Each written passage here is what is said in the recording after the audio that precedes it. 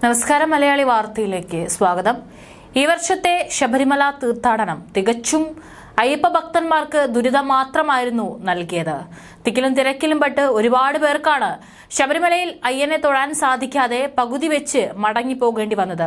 അവിടെ നിന്നുള്ള കാഴ്ചകളെല്ലാം തന്നെ കഴിഞ്ഞ വർഷങ്ങളെ അപേക്ഷിച്ച് ഏറെ ദുരിതപൂർവമായിരുന്നു. അനിയന്ത്രിതമായ തിരക്ക് മൂലം പലർക്കും ശബരിമല കയറാൻ സാധിക്കാതെ മടങ്ങിപ്പോകേണ്ടി വന്നിരുന്നു.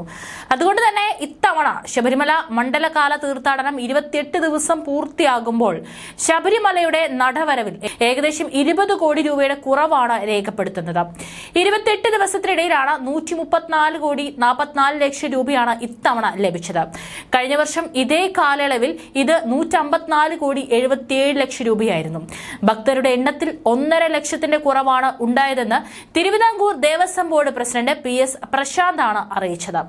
നിലവിൽ വലിയ തിരക്കാണ് അനുഭവപ്പെടുന്നതെങ്കിലും മണ്ഡലകാലത്തിന്റെ തുടക്കത്തിൽ തിരക്ക് കുറവായിരുന്നു. ഈ സാഹചര്യത്തിലായിരിക്കാം നടവരവിൽ കുറവ് രേഖപ്പെടുത്തിയതെന്നാണ് വിലയിരുത്തുന്നത്. അതേസമയം ഇത്തവണത്തെ അരവണയുടെ വരവടക്കമുള്ള കണക്കുകളും പുറത്തുവിട്ടിട്ടുണ്ട്. അരവണയുടെ വരവ് 61 കോടി 91 ലക്ഷമാണ്. കഴിഞ്ഞ വർഷം ഇത് 73 കോടി 75 ലക്ഷമായിരുന്നു. 11 കോടി 84 ലക്ഷം രൂപയുടെ വ്യത്യാസമാണ് വിറ്റുവരവിൽ ഉണ്ടായത്. കഴിഞ്ഞ പ്രാവശ്യം 9 കോടി 43 ലക്ഷം അപ്പം വിറ്റുവരവിലൂടെ ഇക്കാലയളവിൽ ലഭിച്ചത്. നിലവിൽ അത് 8 കോടി 99 ലക്ഷം രൂപയാണ്. 44 ലക്ഷത്തി 49,000 രൂപയുടെ വ്യത്യാസമാണ് ഉണ്ടായത്. 41 കോടി 80 ലക്ഷം രൂപ കാണിക്ക വരവ്. കഴിഞ്ഞ വർഷം ഇതേ സമയത്തെ കാണിക്ക വരവ് 46 കോടി 45 ലക്ഷമായിരുന്നു. 4 കോടി 65 ലക്ഷം രൂപയുടെ വ്യത്യാസമാണ് രേഖപ്പെടുത്തിയത്. ശബരിമലയിൽ കഴിഞ്ഞ തീർത്ഥാടന കാലത്തെ നടവരവ് 361 കോടിയായിരുന്നു. 400 പവൻ സ്വർണവും കാണിക്ക ഇനത്തിൽ 90 കോടിയുടെ അധിക വരുമാനവും ഉണ്ടായിരുന്നു. അതേസമയം ശബരിമല തീർത്ഥാടനത്തിലെ അസൗകര്യങ്ങൾ സംബന്ധിച്ച പരാതി ഉയരുന്നതിനിടെ ശബരിമലയിലെത്തി ദേവസ്വം മന്ത്രി രാധാകൃഷ്ണൻ സാഹചര്യങ്ങൾ വിലയിരുത്തിയിട്ടുണ്ടായിരുന്നു. ശബരിമലയിലേക്ക് ദർശനത്തിനെത്തുന്ന ഒരു ഭക്തന്റെയും കണ്ണുനീർ വീഴ്ത്തില്ലെന്നും അവധി ദിവസങ്ങളിൽ ഭക്തജന തിരക്ക് വർദ്ധിച്ചതിനെ തുടർന്നുണ്ടായ അസ്വസ്ഥതകളാണ് കഴിഞ്ഞ ദിവസങ്ങളിൽ അനുഭവപ്പെട്ടതെന്നും അദ്ദേഹം പറഞ്ഞു.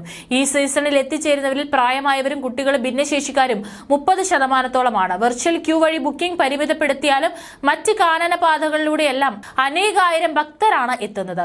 ഇവരുടെ സുരക്ഷ കൂടി ഉറപ്പാക്കി മാത്രമേ മുന്നോട്ട് പോകാൻ സാധിക്കൂ എന്നും മന്ത്രി പറഞ്ഞു. വലിയ തിരക്കുണ്ടാകുമ്പോൾ സംഭവിക്കുന്നതിൽ കൂടുതലായി ഒന്നും ശബരിമലയിൽ സംഭവിച്ചിട്ടില്ല. പ്രയാസങ്ങളൊക്കെ പരിശോധിച്ച് ആവശ്യമായ ക്രമീകരണങ്ങളും ഏർപ്പെടുത്തിയിട്ടുണ്ട്. കൂടുതൽ സംവിധാനങ്ങൾ ആവശ്യമാണെങ്കിൽ ഏർപ്പെടുത്തുമെന്നും മന്ത്രി വ്യക്തമാക്കി.